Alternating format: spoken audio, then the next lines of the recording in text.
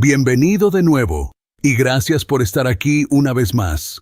Si es la primera vez que visitas este canal, suscríbete ahora mismo, porque lo que hacemos aquí es simple y es sagrado. Contamos las historias de las personas que el mundo decidió que no importaban. Las personas que fueron ridiculizadas, ignoradas, silenciadas y descartadas, no porque no tuvieran nada que ofrecer, sino porque quienes las descartaron nunca se molestaron en mirar. La historia de hoy te va a hacer enojar antes de hacerte aplaudir.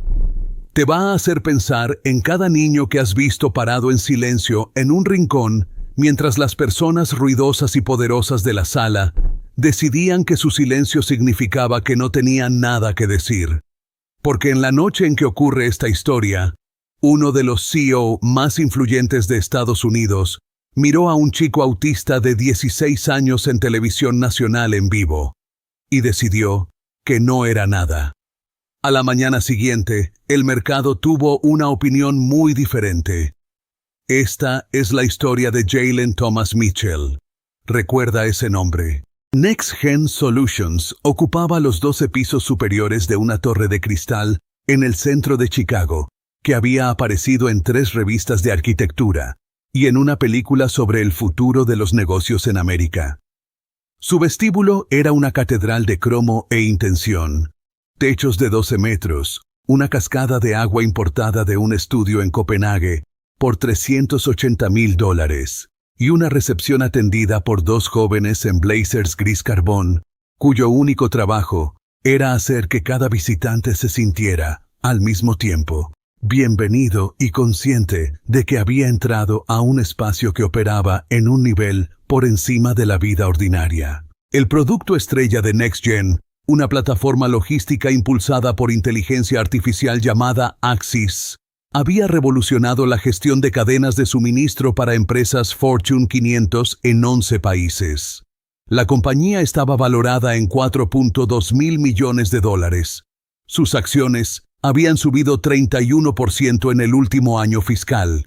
Y el hombre responsable de todo eso, el arquitecto del ascenso de NextGen, desde un garaje en Evanston con 3 personas, hasta convertirse en una potencia tecnológica global, era Preston Whitmore, 52 años, cabello plateado, 1,88 m de confianza a medida.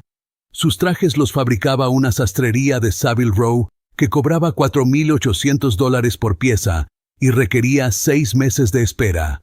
Su reloj, un Patek Philippe Nautilus, tenía un precio de $112,000. Había aparecido 2 veces en la portada de Forbes, en un caso de estudio de Harvard Business Review, y había sido invitado a Davos 4 años consecutivos. Era, por cada métrica que el mundo de los negocios usaba para medir esas cosas, extraordinario.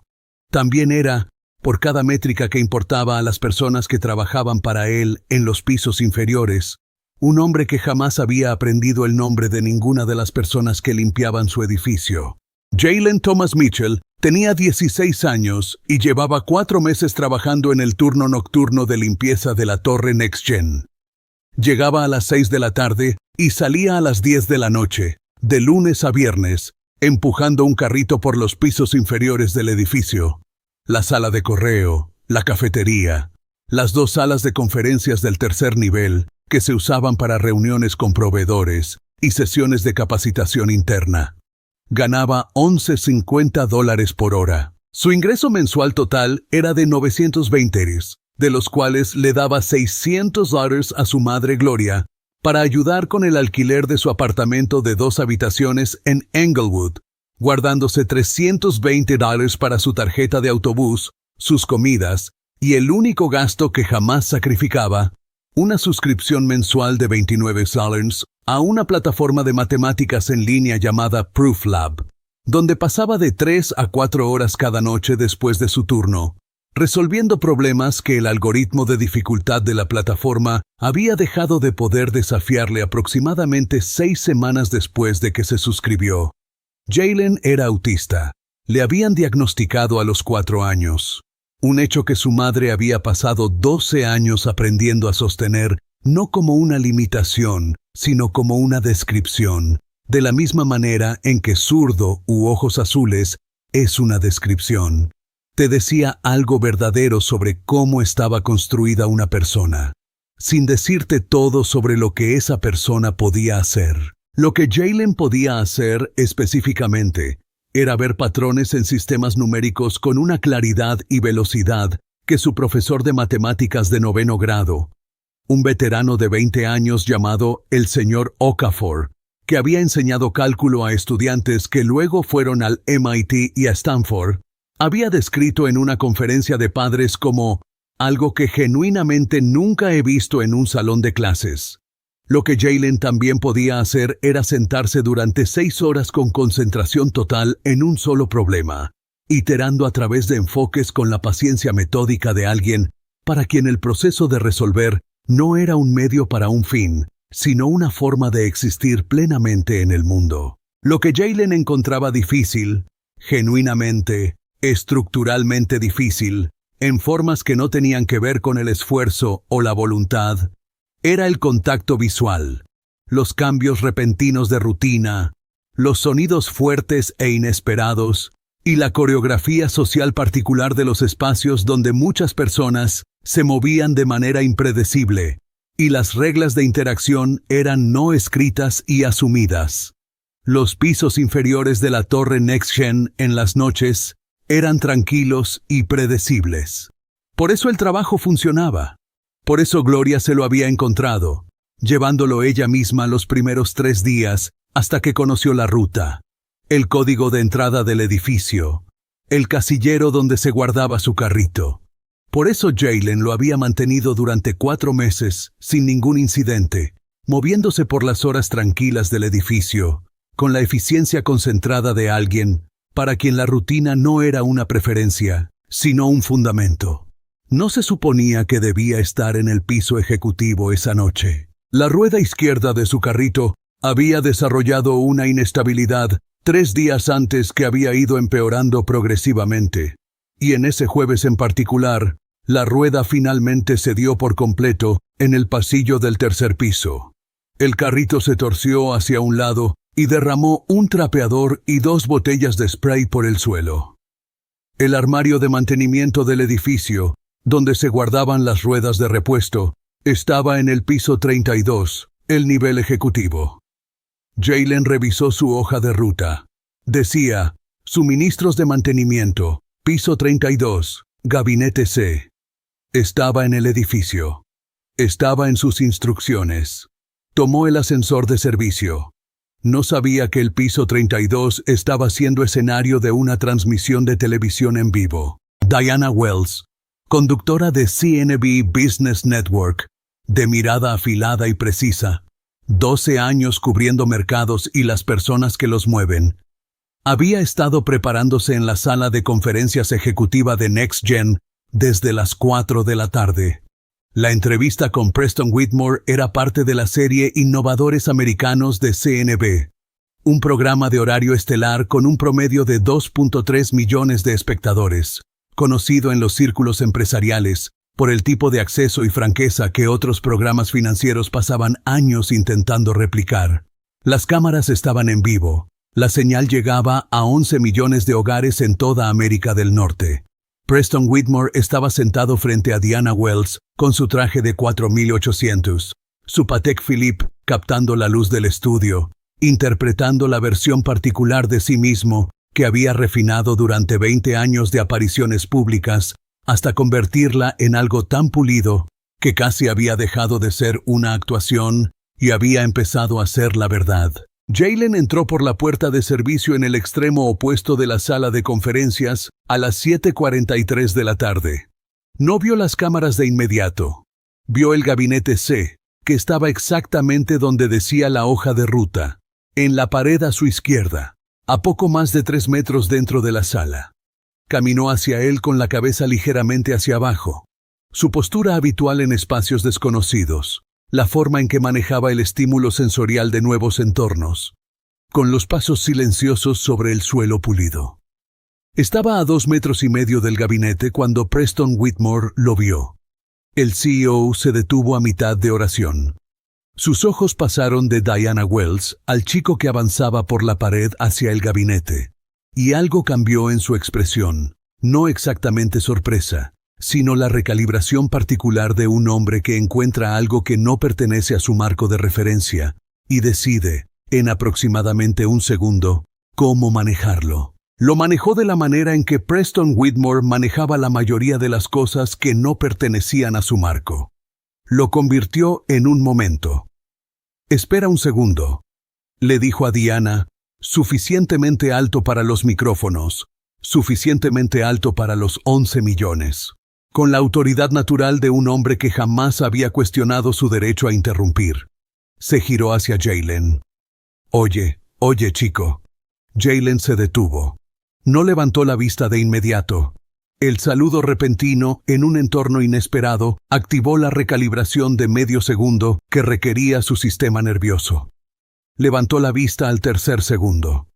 «¿Qué estás haciendo aquí?», dijo Preston. Su voz tenía el registro particular de un hombre hablando con alguien a quien ya ha categorizado. No enojado. Peor que enojado, divertido. Como cuando una persona se divierte con algo pequeño y confundido que ha entrado al cuarto equivocado. «Mantenimiento», dijo Jaylen. Su voz era plana y precisa, de la manera en que el habla autista a veces se presenta, no grosera, no fría, sino despojada de la actuación social de calidez que la comunicación neurotípica asume como predeterminada. «Gabinete C, rueda de repuesto para mi carrito». «Gabinete C», repitió Preston. Miró a Diana con una sonrisa. La sonrisa específica de un hombre que invita a un testigo a compartir algo. Y luego volvió a Jaylen. «¿Y pensaste que en medio de una transmisión de televisión en vivo era el momento ideal para venir a buscar el Gabinete C?» Jaylen procesó esto. La rueda se rompió en el piso 3. La hoja de ruta dice que los suministros de mantenimiento están en el Gabinete C en el piso 32. Seguí la hoja de ruta. «Seguiste la hoja de ruta». La sonrisa de Preston se amplió. Estaba actuando ahora, plena y conscientemente, para las cámaras, para Diana Wells, para los 11 millones. «Señoras y señores, esto es lo que tenemos en el sector de servicios. El chico no sabe leer el ambiente, pero sabe seguir una hoja de ruta». Risas leves del personal de comunicaciones de Next Gen junto al equipo de cámaras. «¿Cómo te llamas, muchacho?» «Jaylen». «Jaylen, ¿cuántos años tienes?» 16. 16. Preston se recostó en su silla con la comodidad expansiva de un hombre que tiene el control total de su entorno. «¿Y cuáles son tus planes, Jaylen?» Más allá de la hoja de ruta, era el tono el que contenía el mensaje, no las palabras. Las palabras eran casi inocentes. Era el tono, que comunicaba con total claridad a los 11 millones de espectadores exactamente lo que Preston Whitmore pensaba del chico parado junto a la pared, que era una curiosidad, un accesorio, algo pequeño y fuera de lugar que podía usarse, brevemente, para ilustrar la distancia entre las personas que construyen cosas y las personas que las limpian. Jaylen lo miró. Su cabeza se inclinó levemente, el ángulo particular de alguien que procesa no solo las palabras, sino la arquitectura detrás de ellas, la estructura de lo que en realidad se estaba diciendo. «Estoy trabajando en una demostración», dijo Jaylen. Preston parpadeó. «¿Una demostración?» «Una demostración de optimización computacional para sistemas de rutas logísticas». La voz de Jaylen no cambió de registro. Seguía plana, precisa, despojada de actuación. Los algoritmos estándar de la industria para la optimización de rutas, con múltiples variables, tienen una ineficiencia en cómo ponderan las variables de tiempo frente a las de costo bajo condiciones de carga dinámica. He estado trabajando en una corrección. Estoy aproximadamente en el 60% de la demostración formal. La sala quedó muy en silencio. Diana Wells había dejado de escribir en su libreta. Su pluma seguía tocando el papel. No la había movido en aproximadamente 15 segundos. La sonrisa de Preston Whitmore no había desaparecido, pero había cambiado. La diversión seguía ahí, pero debajo de ella había aparecido algo más. Algo que aún no tenía nombre, que todavía estaba decidiendo qué era. Sistemas de rutas logísticas, dijo. Tienes 16 años y limpias pisos. ¡Limpio pisos!, dijo Jaylen. Tengo 16 años, limpio pisos y estoy trabajando en una demostración de optimización computacional para sistemas de rutas logísticas. Las dos cosas son verdad al mismo tiempo. Preston lo miró durante un momento largo. Luego se volvió hacia Diana Wells con la facilidad recuperada de un hombre que ha decidido que la respuesta más poderosa ante algo sorprendente es tratarlo como si no fuera sorprendente.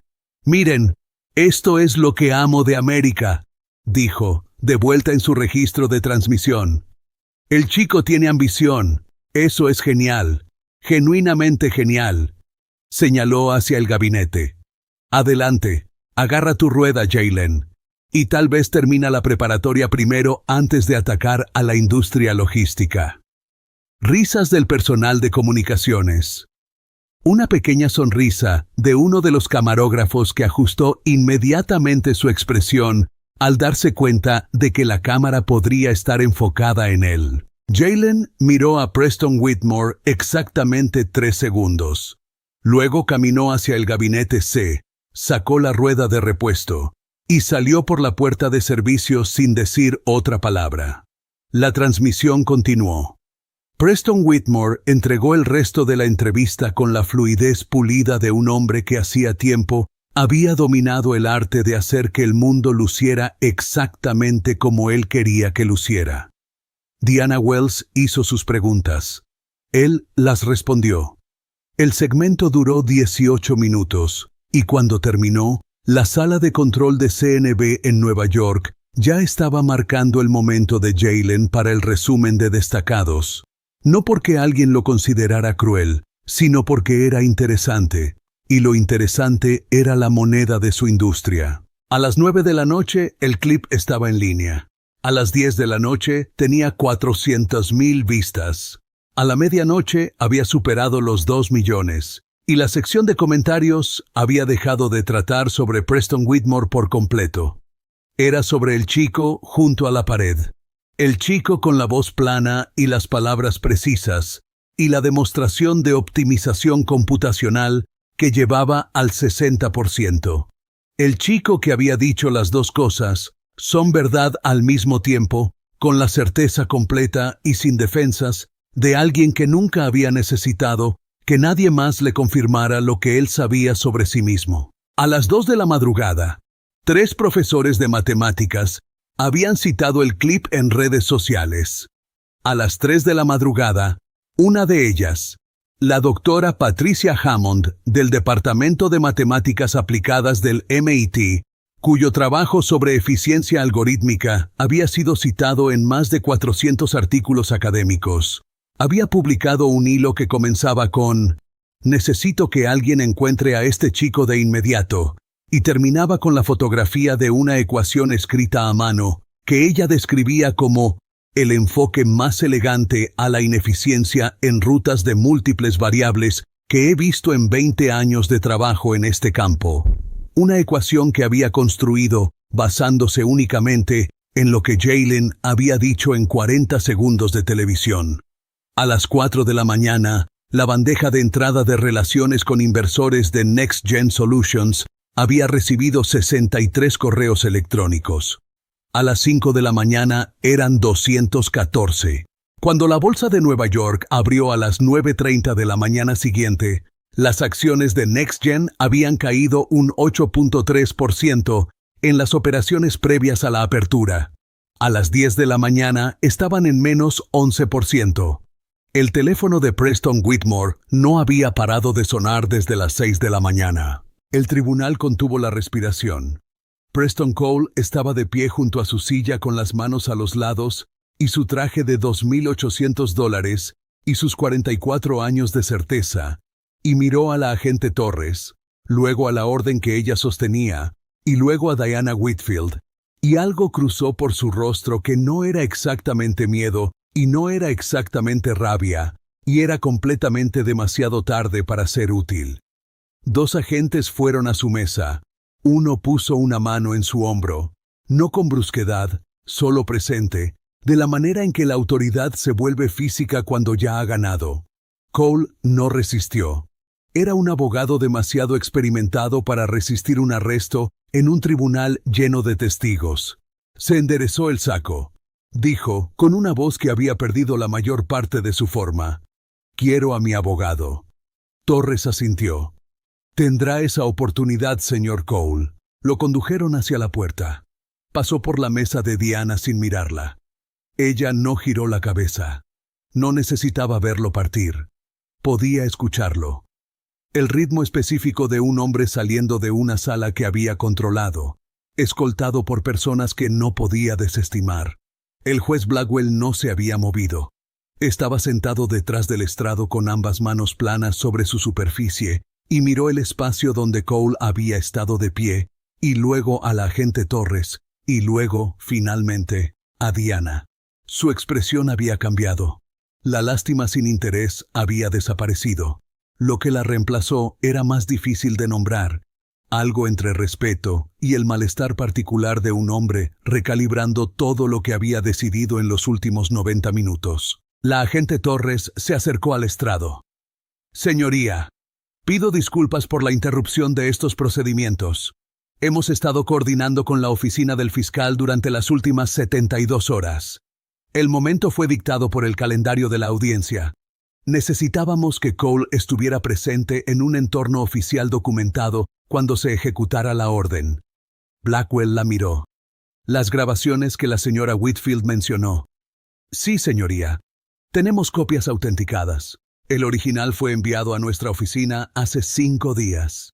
También hemos obtenido los 3 peritajes psicológicos que fueron omitidos del informe de evaluación del CPS. Cada peritaje fue realizado por un clínico independiente licenciado.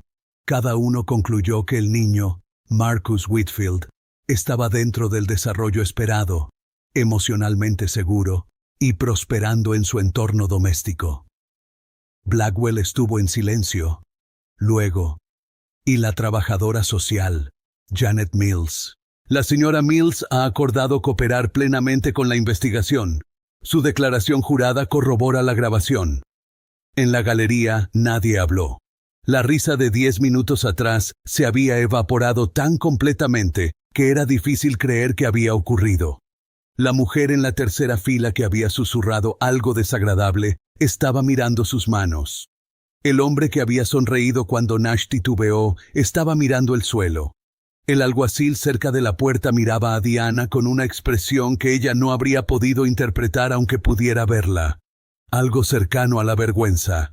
Diana estaba sentada en la mesa de los acusados con las manos entrelazadas sobre el bastón y el rostro hacia adelante, respirando despacio, quedándose quieta, sin gastar energía en la satisfacción de tener razón, porque aún tenía trabajo por hacer, y Marcus aún estaba en una casa de acogida, y nada había terminado todavía. Nash estaba sentado a su lado.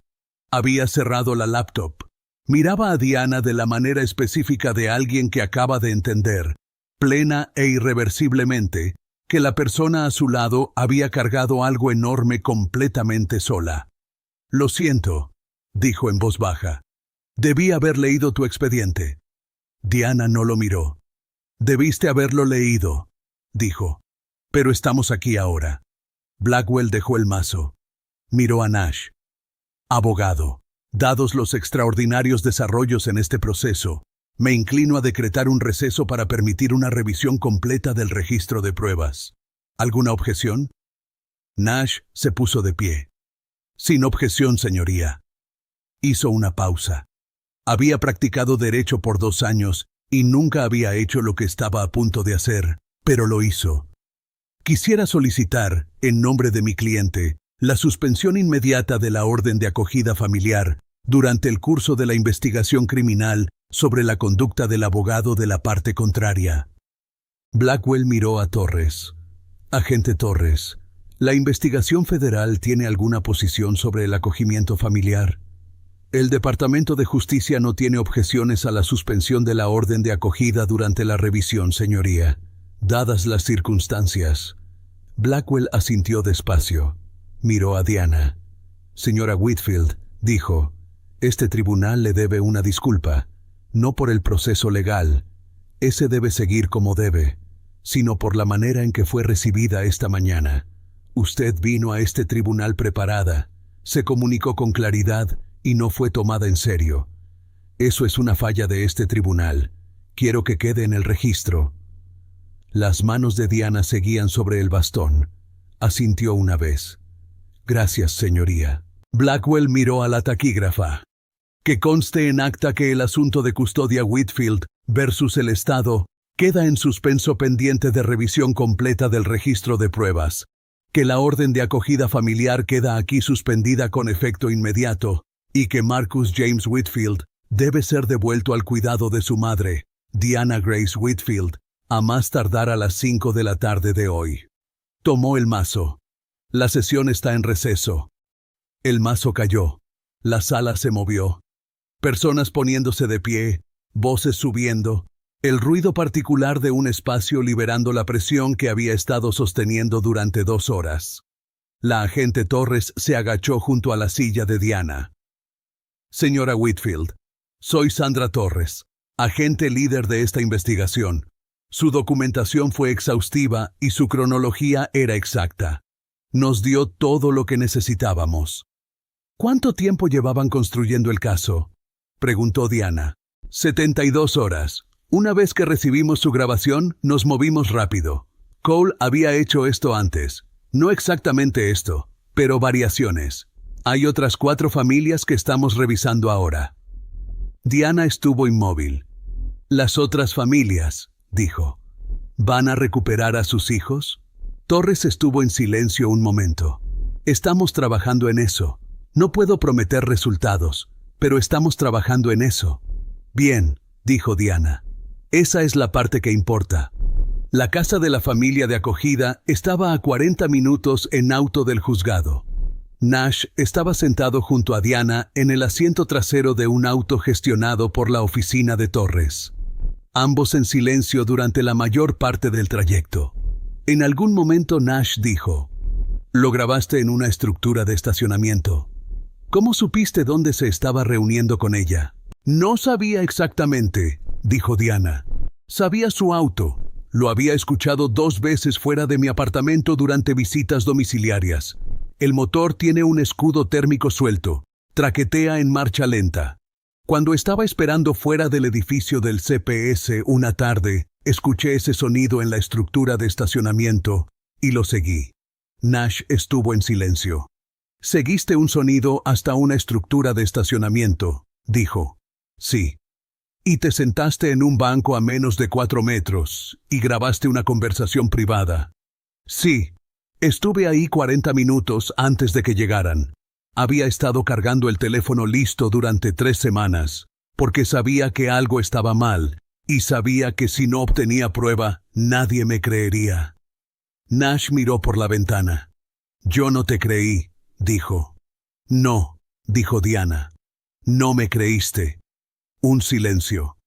«Lo siento», dijo Nash nuevamente. Diana dijo, «Cuando recuperemos a Marcus, voy a necesitar representación legal adecuada para el proceso de restauración de la custodia.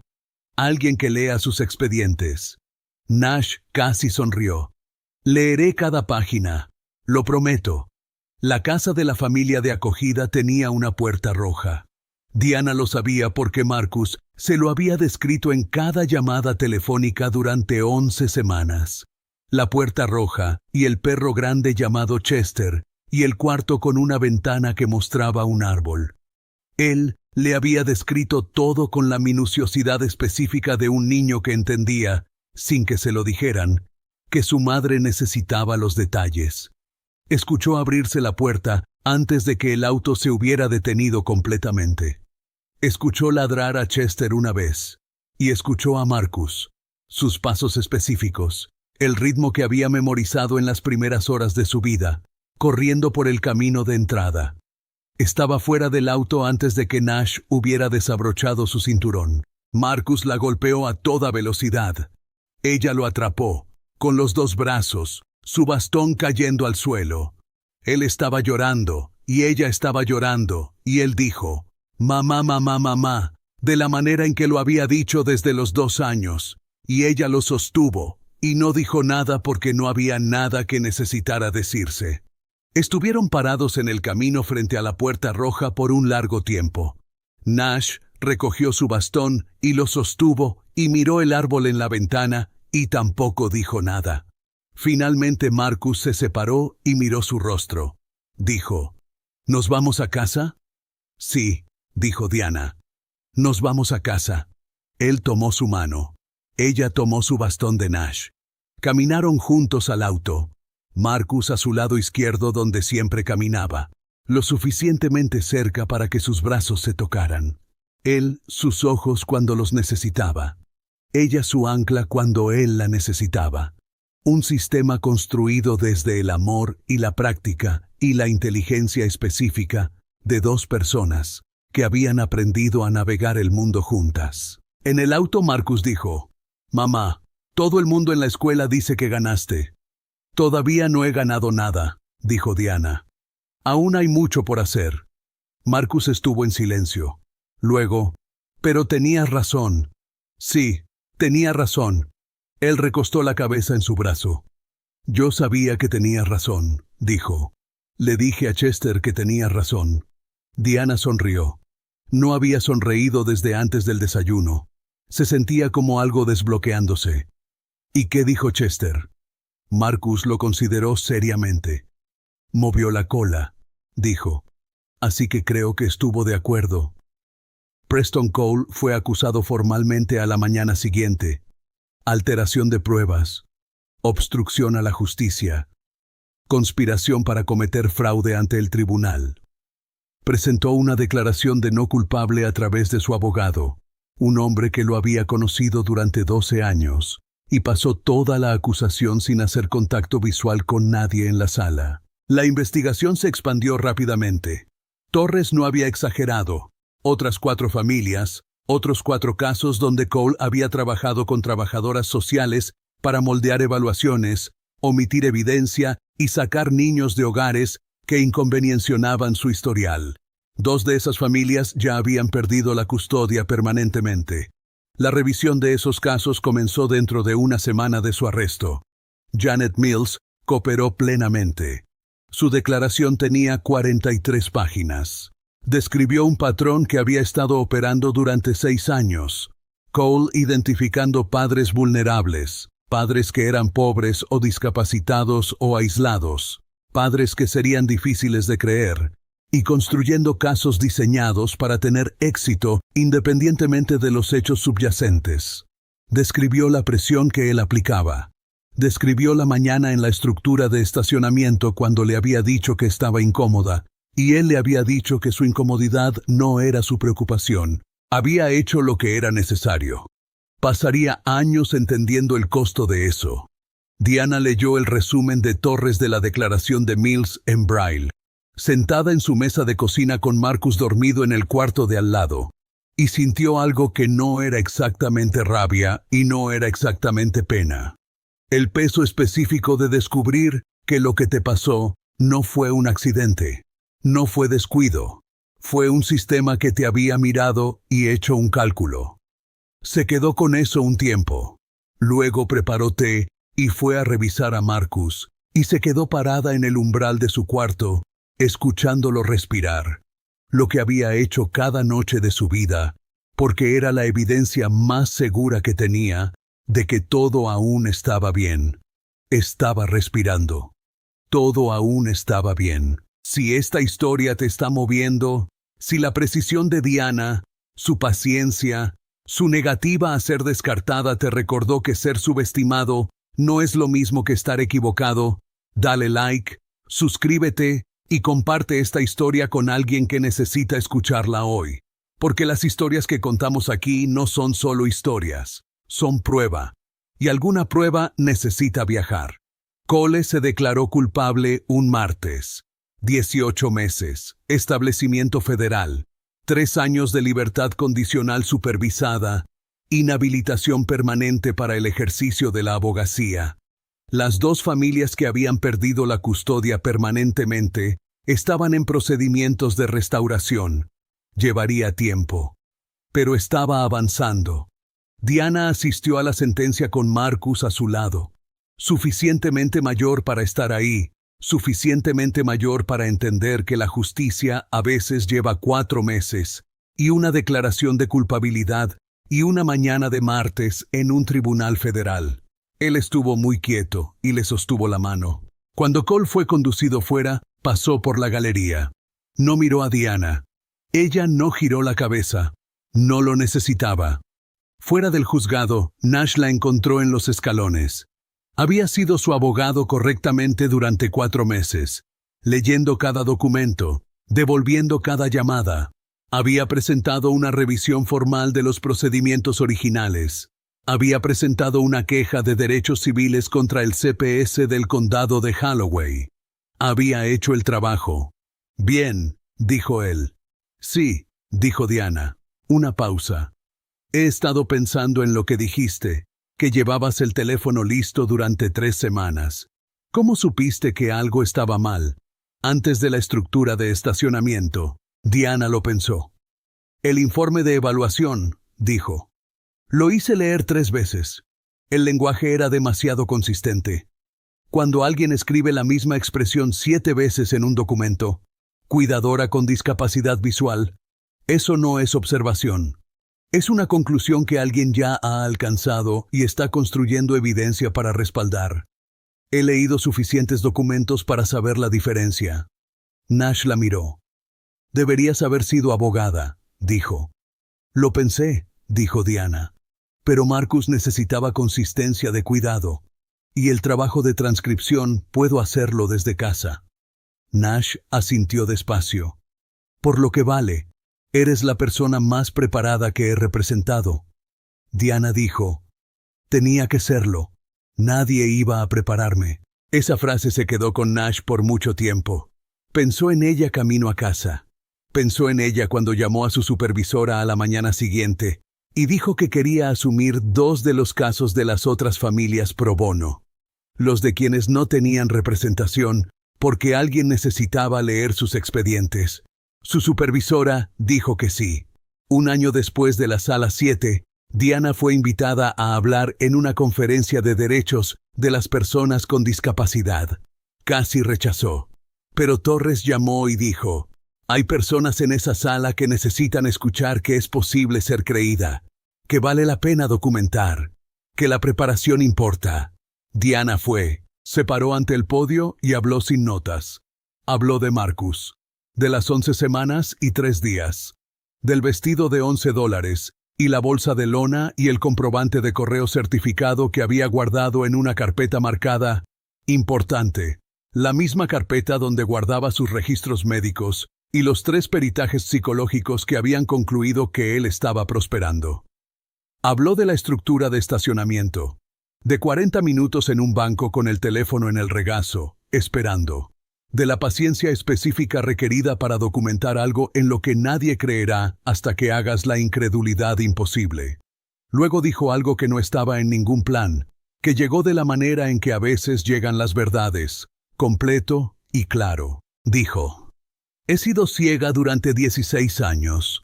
En ese tiempo he aprendido que la mayoría de las personas ven con sus suposiciones antes de ver con sus ojos. Me miran y ven limitación, dependencia, alguien que necesita ser gestionado. Lo que no ven es que he pasado 16 años desarrollando cada otra capacidad que tengo. Escucho mejor que cualquiera en la mayoría de las salas en las que entro. Documento todo, porque no puedo depender de ser creída. Me preparo completamente, porque no puedo permitirme estar despreparada. Mi discapacidad no me hizo más débil, me hizo precisa. Y la precisión, resulta, es lo que la justicia exige. La sala estaba en silencio cuando terminó. Luego Marcus, sentado en la primera fila porque lo había traído, 8 años ahora, comenzó a aplaudir. Aplaudió con todo el cuerpo como los niños lo hacen, y la sala lo siguió. Y Diana se paró ante el podio y lo escuchó. El sonido específico de una sala llena de personas que han sido recordadas de algo que necesitaban recordar. Sonrió. No lloró. Había hecho su llanto en privado, en las 11 semanas y 3 días, en los momentos en que contar había parecido insoportable. Hoy no había nada por lo que llorar. Hoy todo estaba bien. Hoy Marcus estaba en la primera fila. Era suficiente. Era todo. Si esta historia te conmovió, si la precisión de Diana, su paciencia, su negativa a ser descartada te recordó que ser subestimado no es lo mismo que estar equivocado, dale like, suscríbete y comparte esta historia con alguien que necesita escucharla hoy. Deja un comentario y cuéntanos desde dónde del mundo nos estás viendo, porque las historias que contamos aquí no son solo historias, son prueba. Y alguna prueba necesita viajar, porque donde quiera que estés, hay alguien cerca de ti documentando algo en lo que nadie todavía cree. La precisión es lo que la justicia exige. La demostración fue completada un jueves por la tarde en Cambridge, 14 días después de la transmisión, en un cuarto con 4 estudiantes de posgrado y una profesora y una madre, que había tomado 2 semanas sin pago de una tintorería en la calle 63, porque su hijo necesitaba estar en un lugar que le quedara bien, y hacerle espacio era el trabajo para el que se había comprometido 12 años atrás y que nunca había considerado abandonar. Jaylen dejó el lápiz a las 3:47 de la tarde. Miró el pizarrón. A la demostración formal completa, abarcando 4 pizarrones empujados juntos, cubiertos de ecuaciones que representaban 4 años de trabajo condensados en una estructura lógica tan limpia e inevitable, que la doctora Hammond, cuando terminó de revisar los pasos finales, dijo únicamente, sí, una palabra. De la manera en que los matemáticos dicen sí cuando algo es verdad, no con celebración, sino con la satisfacción particular de una persona que ha estado buscando algo real y lo ha encontrado. Marcus le estrechó la mano a Jaylen. Priya también.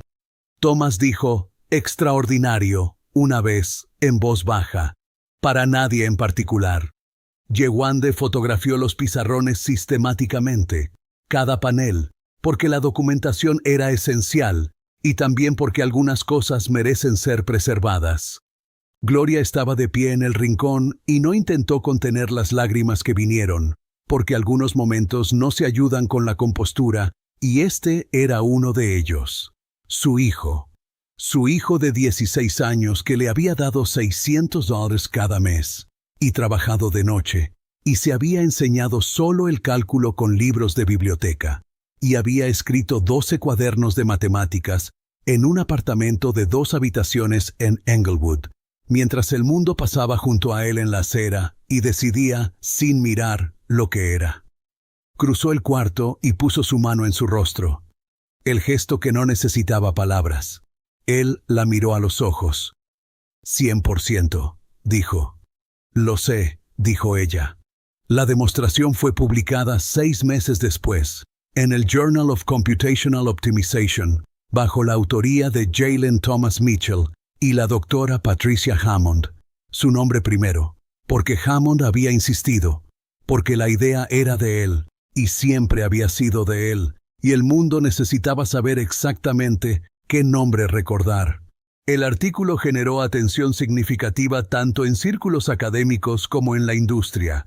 Next Gen Solutions, en un acuerdo formal negociado durante 3 semanas, le otorgó una licencia del marco de optimización a Jaylen directamente, estructurado como un porcentaje de los ingresos de todos los despliegues de Axis que incorporaron el algoritmo corregido, que fueron todos ellos dentro de los 8 meses de la publicación. El primer pago llegó cuando Jaylen tenía 17 años. Eran $340,000. Gloria se sentó a la mesa de la cocina en Englewood y miró el número en el documento durante mucho tiempo sin hablar. «Mamá», dijo Jaylen. «Estoy procesando», dijo ella. «Tómate tu tiempo», dijo él, y fue a su cuarto a trabajar en su próximo problema. El MIT le ofreció admisión completa a Jaylen a los 17 años, ingreso anticipado, beca completa, una posición de investigación en el laboratorio de Hammond con un estipendio que significaba que ni él ni Gloria necesitarían calcular tarifas de autobús, alquiler, ni costos de medicamentos con la precisión matemática particular de personas para quienes esos cálculos eran supervivencia. Aceptó. Empacó 12 cuadernos y su suscripción a ProofLab y 3 cajas de lápices afilados y la sudadera gris, porque algunas cosas se guardan no porque sean útiles, sino porque son verdaderas. Preston Whitmore emitió una disculpa pública. No un comunicado de prensa, sino un video personal grabado en su oficina, directo a la cámara, sin guión. Dijo que lo que había hecho estaba mal.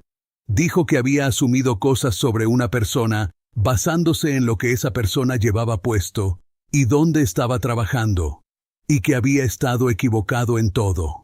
Dijo que el chico que había intentado disminuir en televisión en vivo acababa de publicar un artículo que cambiaría el funcionamiento de los sistemas logísticos a nivel global. Dijo que lo sentía.